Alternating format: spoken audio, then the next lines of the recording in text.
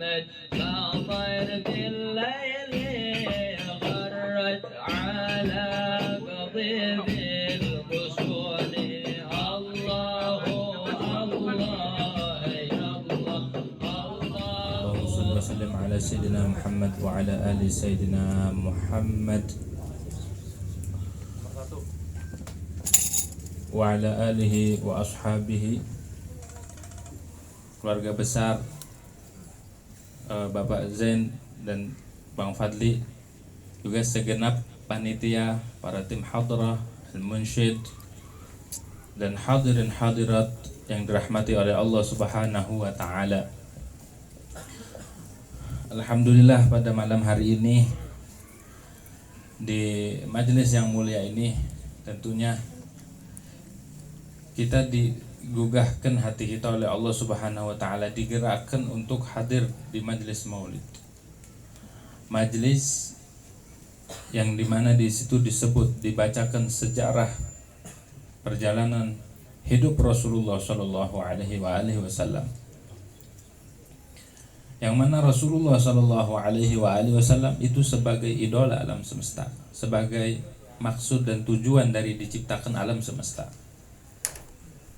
Karena inti daripada penciptaan alam semesta ini adalah diciptakannya Rasulullah Shallallahu Alaihi Wasallam. Jadi mulianya alam semesta ini karena diciptakannya Rasulullah Shallallahu Alaihi Wasallam. Mulianya bumi ini karena ditempati oleh Rasulullah Shallallahu Alaihi Wasallam. Mulianya umat Nabi Muhammad karena berhubungan dengan Rasulullah Shallallahu Alaihi Wasallam. Mulianya kakek-kakek Rasulullah karena Rasulullah Shallallahu Alaihi Wasallam. Orang berbangga dengan kakeknya, tapi ayah dan kakek, nenek moyang Rasulullah berbangga dengan Rasulullah Shallallahu Alaihi Wasallam. Menjadi mulia lantaran Rasulullah Shallallahu Alaihi Wasallam.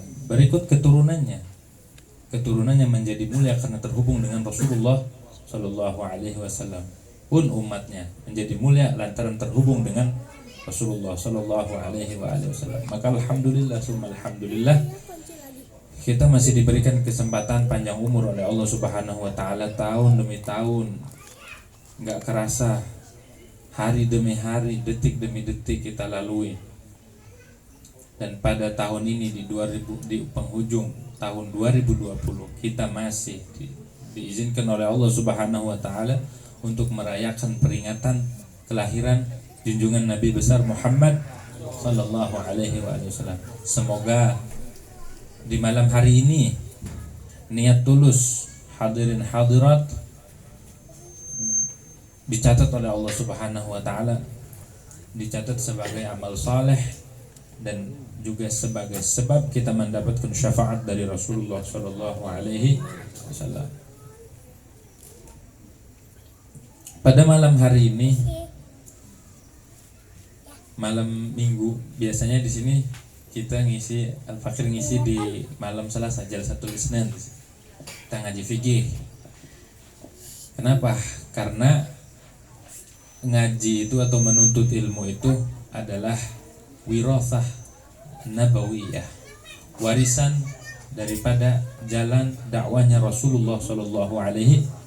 Kenapa? Karena inti diutusnya Nabi itu adalah mengajarkan umat, mendidik umat.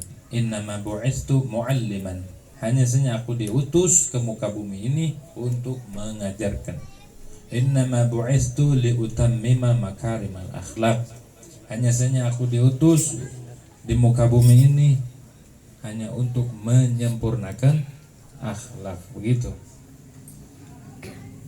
Kita pada malam hari ini hadir di majelis maulid, tentunya kita mendengarkan sirahnya Nabi Muhammad SAW.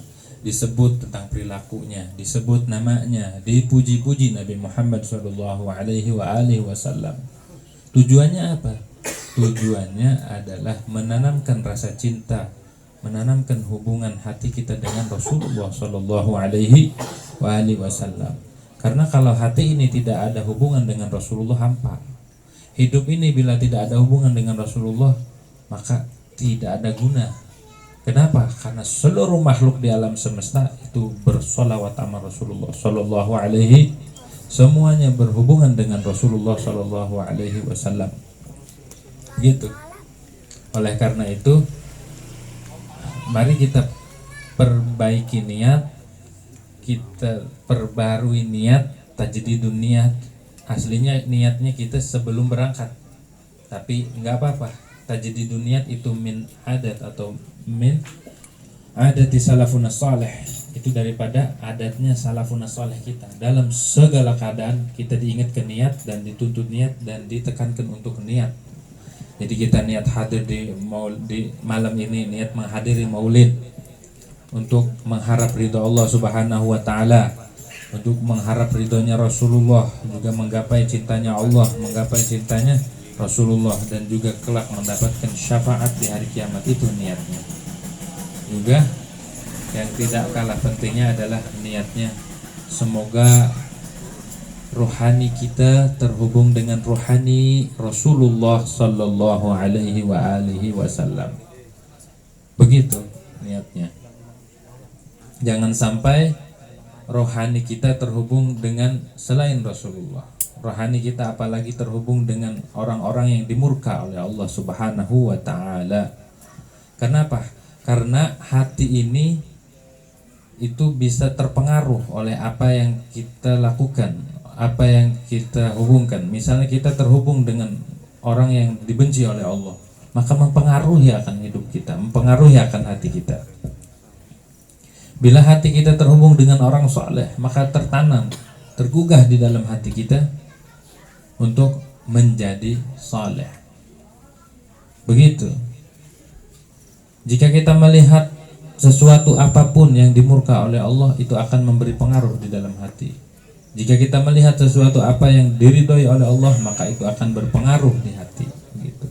Oleh karena itu, alhamdulillah pada malam hari ini telinga kita terhubung dengan mendengarkan sejarah dan mendengarkan nasyid, qasaid, pujian-pujian yang terkait dengan Rasulullah Shallallahu Alaihi Wasallam. Semoga itu menjadi athar dalam hati kita, athar yang merubah hati kita, merubah perilaku kita, merubah hidup kita.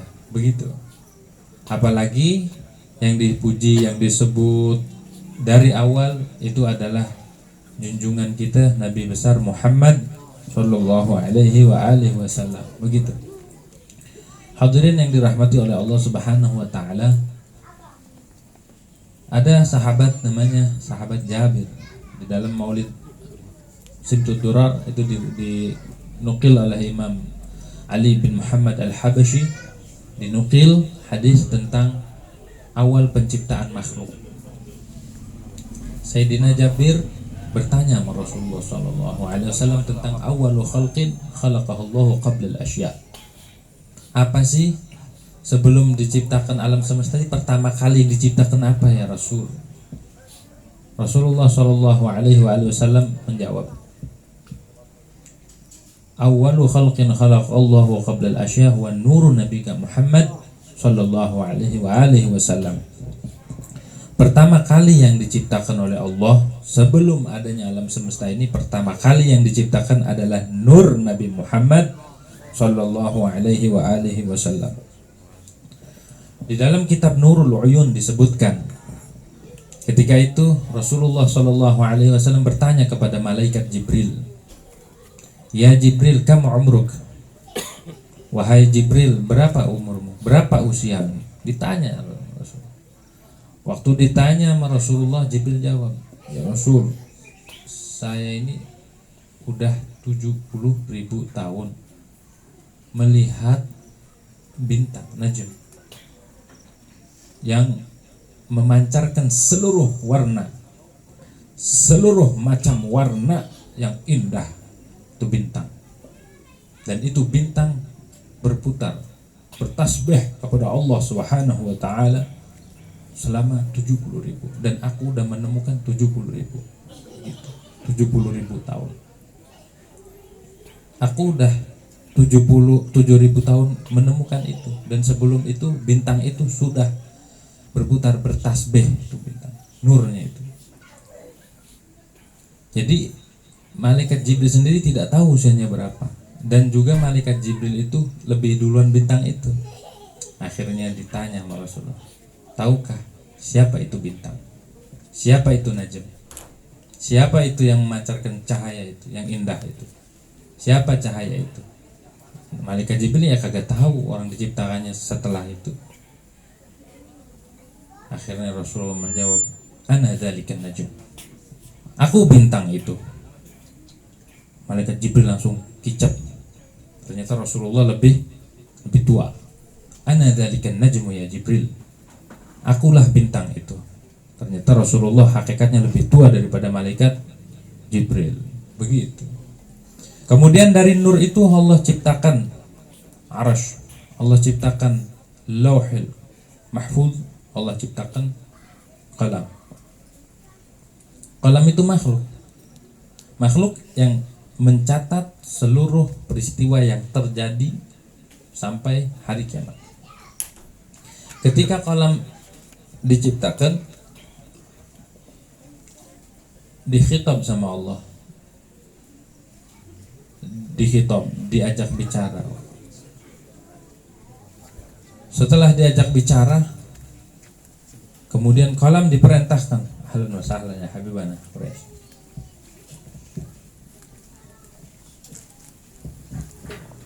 Kemudian qalam diperintah oleh Allah Subhanahu wa taala, wahai qalam catat, man ata'ani dakhalal jannah wa man 'asani dakhalan nar. Siapa orang yang taat akan aku masuk surga, dia akan masuk surga, dan siapa orang yang durhaka akan aku, dia masuk neraka. Dicatat sama Allah. Tapi ketika mencatat man ata'ani min ummati sayyidina Muhammad dakhalal jannah wa man 'asani, mau dicatat masuk neraka, dakhalan nar, ditegur sama Allah Subhanahu wa taala. Kenapa? Karena umatnya Nabi Muhammad SAW disayang, umat marhumah. Umat Nabi Muhammad itu disayang, enggak langsung masuk neraka. Insya'a adzabtu wa insya'a rahimtu ghafartu wa insya'a adzab. Jadi ditalik umatnya Nabi Muhammad enggak langsung diseksa. Walaupun maksiat, kalau Allah berkehendak, dia masuk ke dalam rahmat Allah Subhanahu wa taala. Begitu. Hati-hati engkau qalam, jangan nulis sembarangan tentang umat Nabi Muhammad SAW. Getar itu qalam. Segitu mulianya umat Nabi Muhammad SAW. Terus Allah ciptakan alam semesta ini. Terus inti daripada nur Muhammad itu diturunkan. Ciptakanlah Nabi Adam alaihissalam. Diciptakan Nabi Adam. 2000 tahun sebelum Nabi Adam diciptakan itu nur sudah bertasbih. Kemudian nur itu diturunkan di sulbi Nabi Adam. Di Nabi Adam ditaruhnya di punggung. Kemudian semua malaikat menghormati Nabi Adam alaihissalam lantaran melihat itu nur.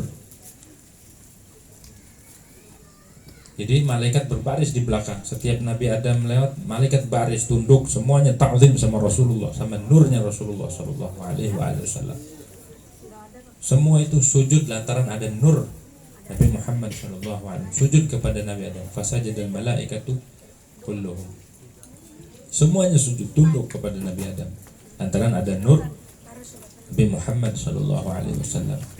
Kemudian Nabi Adam terkejut dan Nabi Adam bingung, ada apa ini, malaikat kok pada baris di belakang, semua malaikat. Jadi haibah Nabi Adam. Akhirnya bertanya kepada Allah, ya Allah, ada apa? Oh, aku titipkan nur Nabi Muhammad di tubuhmu, aku letakkan di punggungmu. Akhirnya Nabi Adam memohon kepada Allah agar dipindahkan itu nur di depan, biar malaikat ada depan. Dipindahkan itu nur di jidat Nabi Muhammad Nabi Adam alaihissalam. Setelah dipindahkan malaikat ganti adanya di depan. Tapi Nabi Adam tidak bisa melihat itu nur. Setelah itu nur itu minta dipindahkan biar bisa melihat. Nabi Adam biar bisa melihat itu nur, dipindahkan ke jari telunjuknya Nabi Adam. Pas dipindahkan ke jari telunjuk, Nabi Adam terpesona, terpukau, saking indahnya itu nur. Sisa-sisa yang ada di punggung, yang ada di jidat itu minta dipindahkan ke jari tengah, ke jari manis, ke lengging, dan ke ibu jari, dipindahkan. Yang ditelunjuk itu adalah nur Nabi Muhammad SAW, dan sisanya itu adalah bakal penciptaan sahabat yang 4. Jadi dari dulu menyertai, turun lagi kepada Nabi Nuh alaihissalam. Terus pertama turun kepada Siti Hawa dulu, ke istrinya, ke istri Nabi Adam alaihissalam. Pindah itu ke rahim Siti Hawa. Menjadi cantik waktu itu Siti Hawa. Karena apa? Karena nurnya Nabi Muhammad berpindah kepada rahimnya Siti Hawa. Terus Nabi Adam berpesan, jangan sampai ini nur dititipkan ke sembarang orang. Lahirlah anak berapa, enggak cocok juga, belum tepat untuk dititipkan ini nur. Sampai akhirnya lahir putranya yang bernama Syekh. Setiap anak Nabi Adam itu lahir kembar, laki perempuan, kecuali Syekh alaihissalam. Nabi Syekh itu tunggal, Nabi Syekh itu enggak kembar ya. Akhirnya di situ dititipkan nur Nabi Muhammad sallallahu, berpindah ke Nabi Syekh, terus berpindah terus sampai Nabi Nuh alaihissalam. Pindah lagi ke putranya Sam, singkat cerita, terus pindah ke Nabi Ibrahim alaihissalam. Waktu Nabi Ibrahim dibakar, tidak terbakar, itu sejatinya karena di dalam diri Nabi Ibrahim ada nur Nabi Muhammad sallallahu alaihi wasallam. Nggak berani ngebakar nur Nabi Muhammad sallallahu alaihi wasallam. Pindah lagi ke Nabi Ismail. Makanya ketika dipotong nggak mempan, karena ada nur Nabi Muhammad sallallahu alaihi wasallam. Terus pindah sampai ke Sayyidina Adnan. Sayyidina Adnan ini waktu perang di zaman Nabi Musa ini Sayyidina Adnan. Terus pindah. Sayyidina Adnan masih kecil, akhirnya diberi wahyu kepada malaikat, kepada nabi di zamannya untuk mengangkut ini Adnan. Kenapa? Karena di sulbinya ada nur Nabi akhir zaman. Karena kalau tidak dibawa takut dia terbunuh dibawa. Jadi ini hidup di zaman Nabi Musa. Itu tersebut di dalam kitab Sirah Halabiyah disebutkan. Turun terus dari Adnan anaknya sampai ke kakeknya Rasulullah Abdul Muttalib. Waktu nur itu berada di dalam diri Abdul Muttalib, itu wibawanya luar biasa.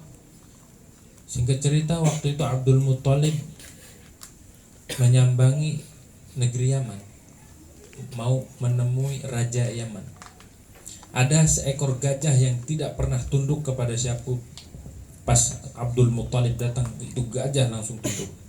Melihat kewibawaan nur Rasulullah, nur Nabi Muhammad di dalam diri Abdul Muttalib. Raja pun turun dari singgasana. Saya belum pernah melihat orang yang sewibawa ini. Seorang raja, seekor gajah pun yang belum pernah dilatih untuk tunduk kepada siapapun, kala itu langsung tunduk sama Abdul Muttalib. Kenapa? Karena ada nur Nabi Muhammad sallallahu alaihi wasallam. Pindahlah itu nur kepada putranya. Singkat cerita, pindah kepada putranya Abdullah bin Abdul Muttalib. Ketika nur itu berada di dalam diri Abdullah bin Abdul Muttalib, semua wanita Mekah kepincut, semuanya jatuh cinta sama Abdullah, semuanya pengen dipinang sama Abdullah. Kenapa? Karena di dalam dirinya ada nur Nabi Muhammad SAW. Semua wanita pengen jadi istrinya Abdullah, saking ganteng. Semua wanita meminang Abdullah.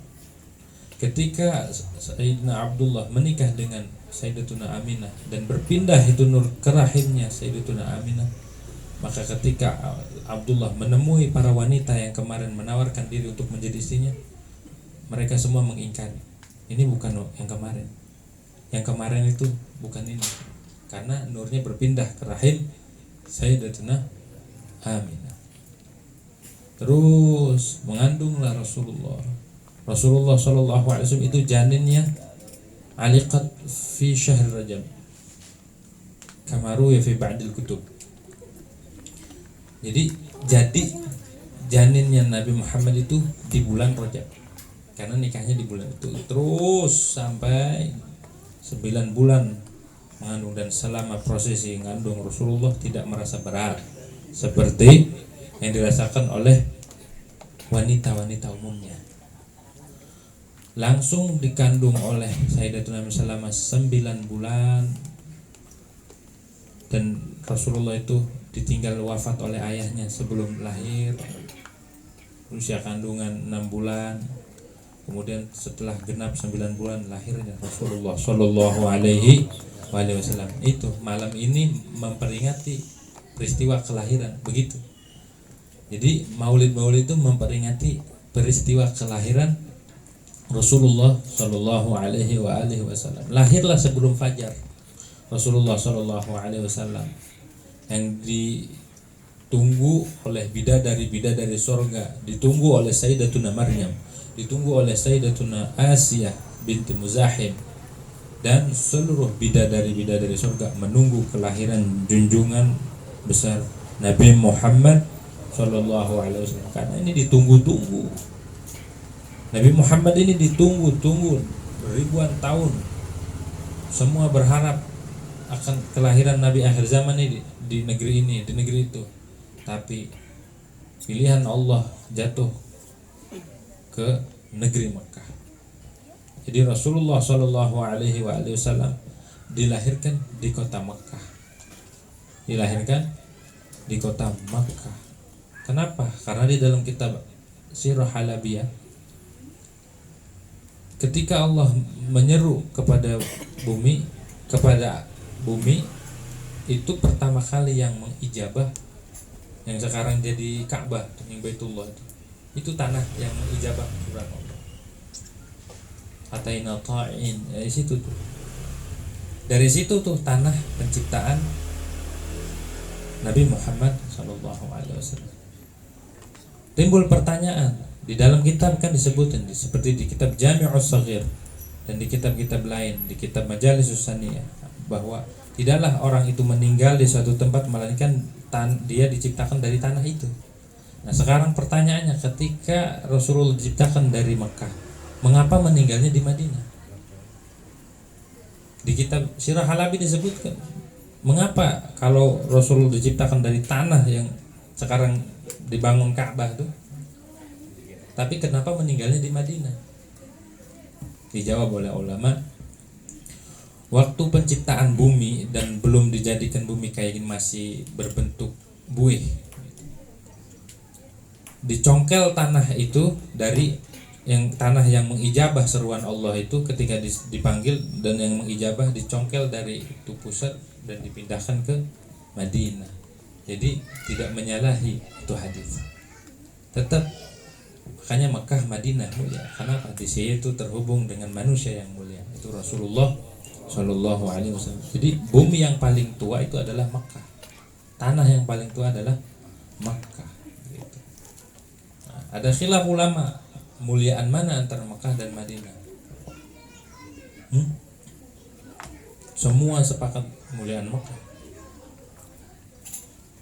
Tapi menurut Imam Malik muliaan Madinah karena melihat Rasulullah Shallallahu Alaihi Wasallam. Tapi tidak mutlak juga, kata para ulama, binisbah raudhah, binisbah turbah yang menghimpit jasadnya Nabi, selain itu maksudnya ya muliaan Mekah. Tapi tanah yang menghimpit, tanah yang berhubungan dengan Nabi Muhammad, yakni kuburannya, itu afdol alal itlaq, itu lebih utama bahkan minal Makkah, begitu. Tapi nas fuqaha, nas para ulama, Makkah afdol, tapi terkecuali kuburan Nabi itu afdol hatta minal arsh. Disebutkan dalam kitab Nurul Dhalam, disebutkan gitu.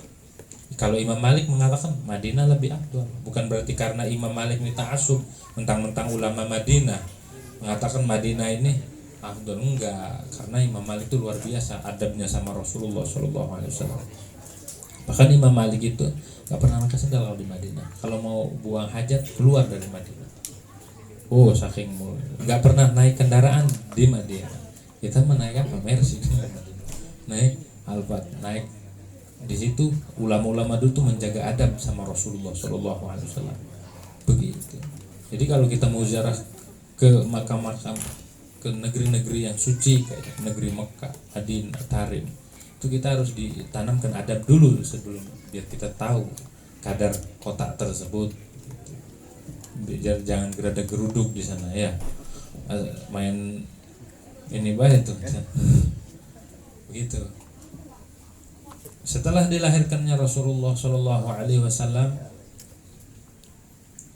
dinamailah Rasulullah dengan nama Muhammad. Siapa yang menamai? Yang menamai itu kakeknya, alal mu'tamad, wakila ummu.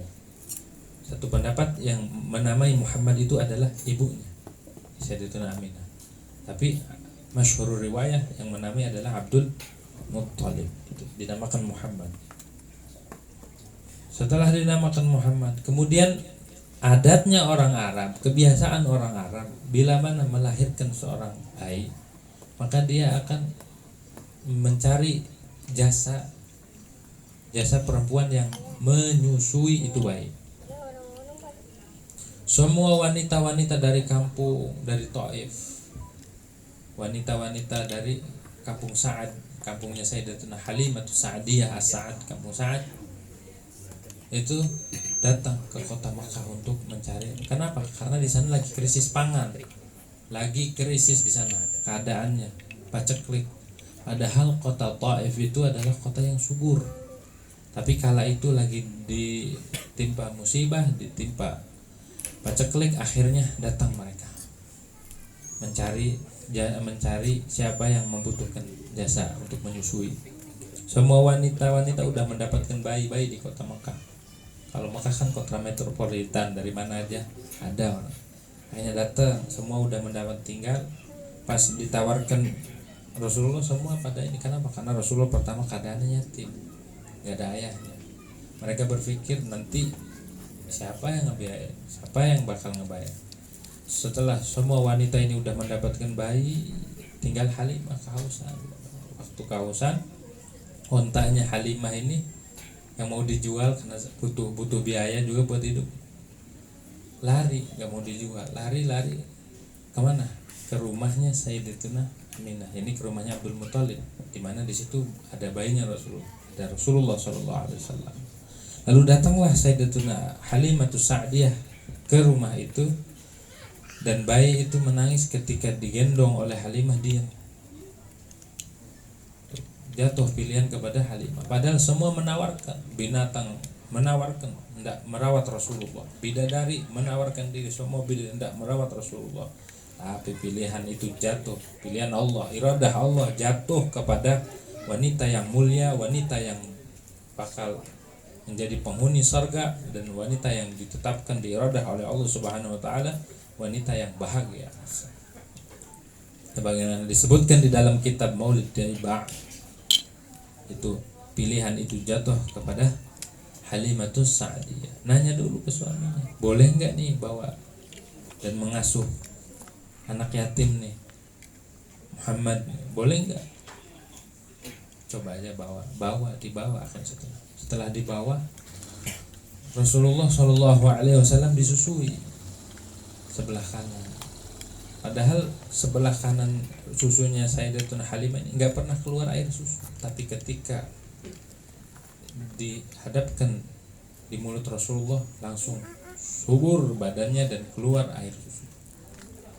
Rasulullah milih sebelah kanan, ya.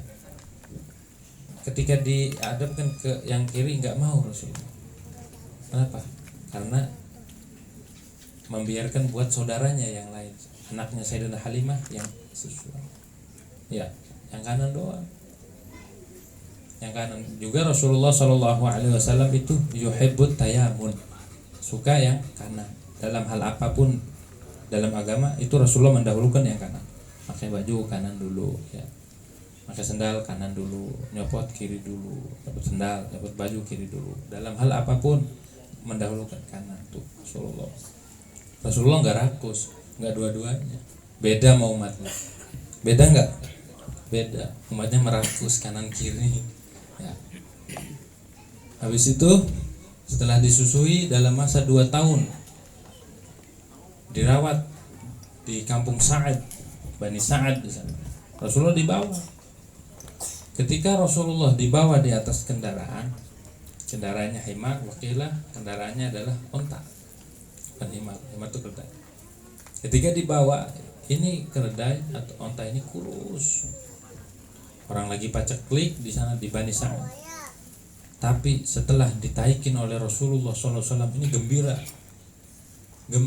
ditaikin oleh manusia yang paling agung, manusia yang paling mulia di alam semesta, bukan hanya di bumi, di seantero alam semesta itu Rasulullah paling mulia, lebih mulia daripada malaikat, jutaan bahkan miliaran malaikat, Rasulullah lebih mulia gitu. Setelah ditaiki oleh Rasulullah, ini onta jadi subur, jadi kuat larinya, bahkan menyusul kendaraan kafilah wanita-wanita Bani Sa'ad yang udah duluan, ini menyusul. Rasulullah SAW bila menempel, bila berhubungan dengan sesuatu, maka sesuatu akan jadi mulia. Malam hari ini dibacakan sirahnya, mudah-mudahan dengan dibacakan sirahnya kita menjadi mulia, dan juga seluruh apa yang bersentuhan pada malam ini menjadi mulia gara-gara bersentuhan dengan orang yang paling mulia, itu Rasulullah Shallallahu Alaihi Wasallam. Terus dibawa. Ketika dibawa di kampung Sa'ad, di rumahnya Halimatus Sa'diyah, semua kambing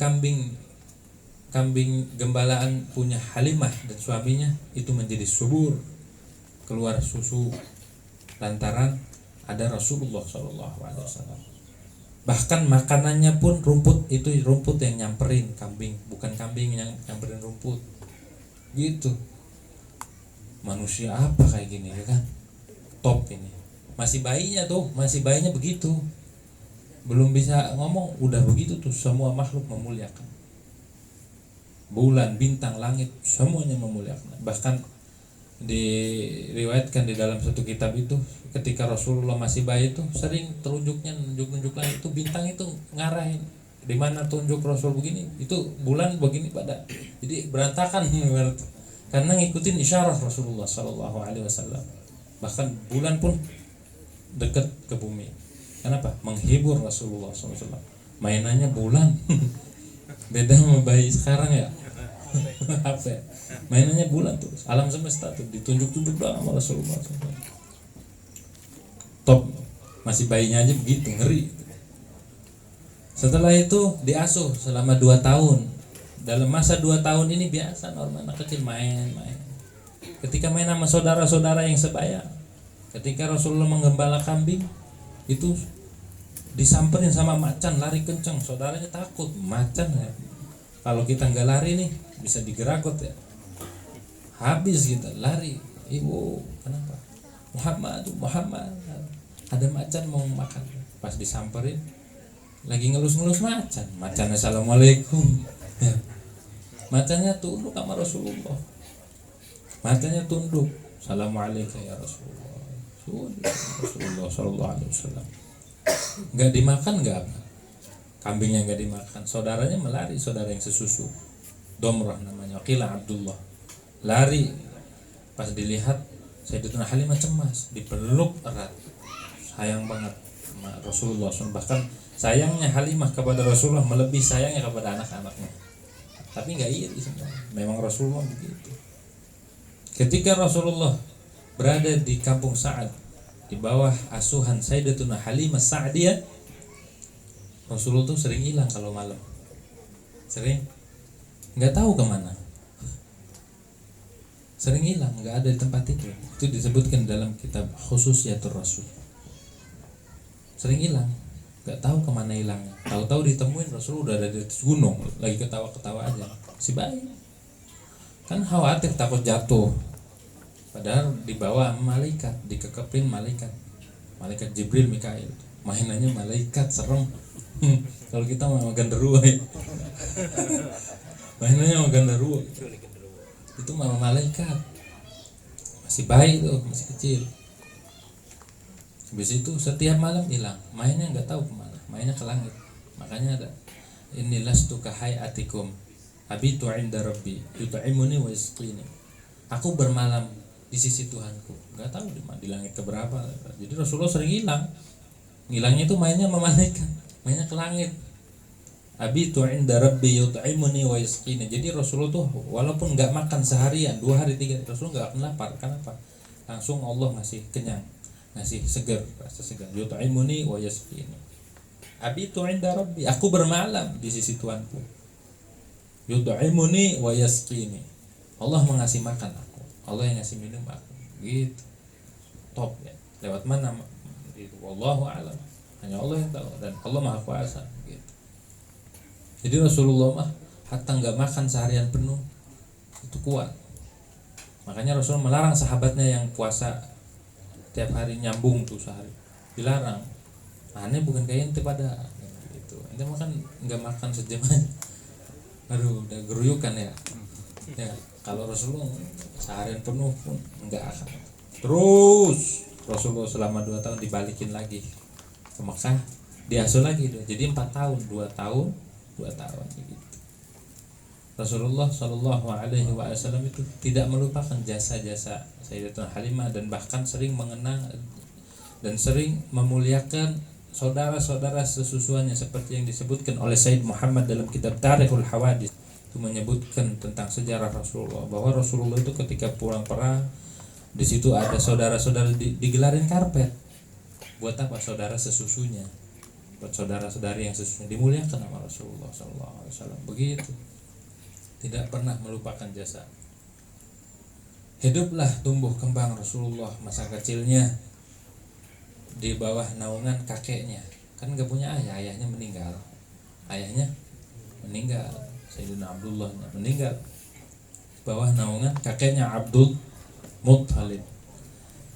Ketika di bawah asuhan Abdul Muttalib ini kan penggede tokoh di Mekah waktu itu.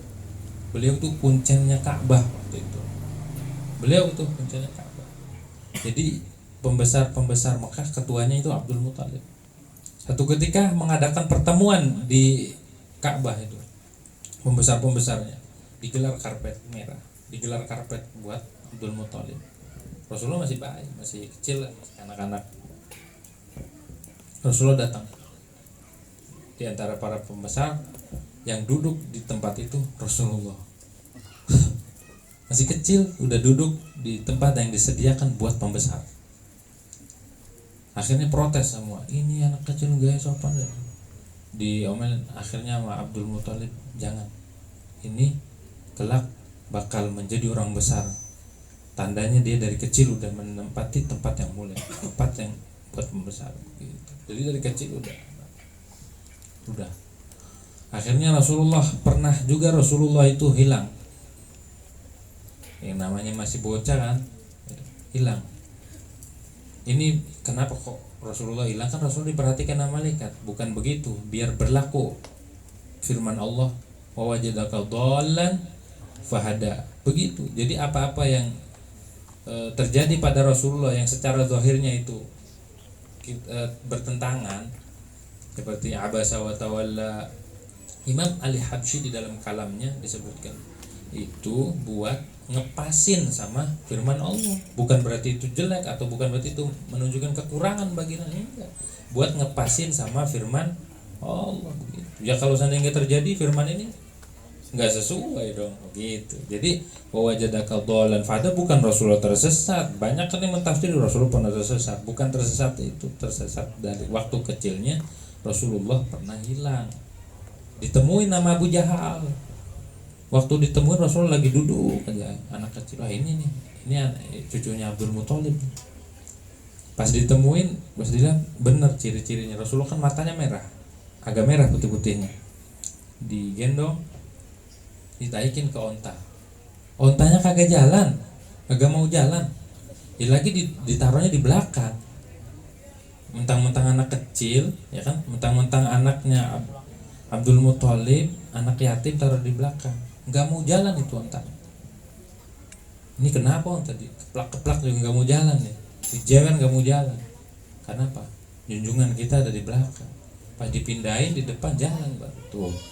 Semua makhluk tahu kadarnya Nabi Muhammad. Jangan sampai kita sebagai umatnya yang berakal, kita tidak tahu keagungan atau tidak merasakan keagungan Rasulullah Sallallahu Alaihi Wasallam. Jalan. Nah, di situ ayat wa wajadaka dhallan fahada, di situ ulama tafsir kata. Karena Rasulullah pernah waktu kecilnya pernah hilang. Bukan kesesat, enggak, Rasulullah tersesat gimana? Rasulullah enggak bakal tersesat. Wajadaka dhallan fahada. Begitu. Terus tumbuh kembang sehingga Rasulullah diangkat menjadi nabi di usia 25 tahun. Menikahlah dengan Sayyidatuna Khadijah dan berputra-putri Sayyidatuna Fatimah Zahra dan saudara-saudarinya yang lain.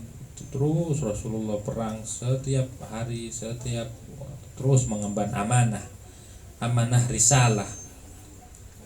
Siapa yang melanjutkan ini amanah ilmu, amanah syariat? Itu adalah para sahabatnya. Cerita gitu. Ini diperjuangkan sama para sahabat dan Rasulullah SAW taruhannya nyawa. Nih agama nih, ilmu agama nih taruhannya nyawa zaman dulu. Kita enggak, cukup semangat, cukup keinginan, niat, itu doang modal kita. Enggak perlu ngorbanin nyawa.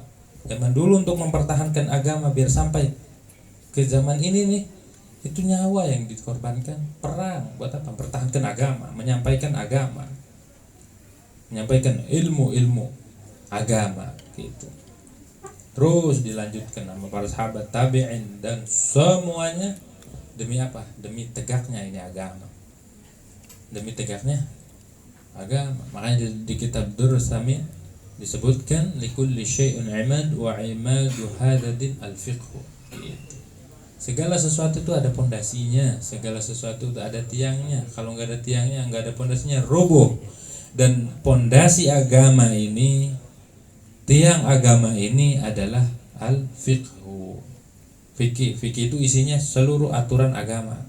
Ilmu fikih artinya ilmu pengetahuan, ilmu agama itu adalah tiang agama.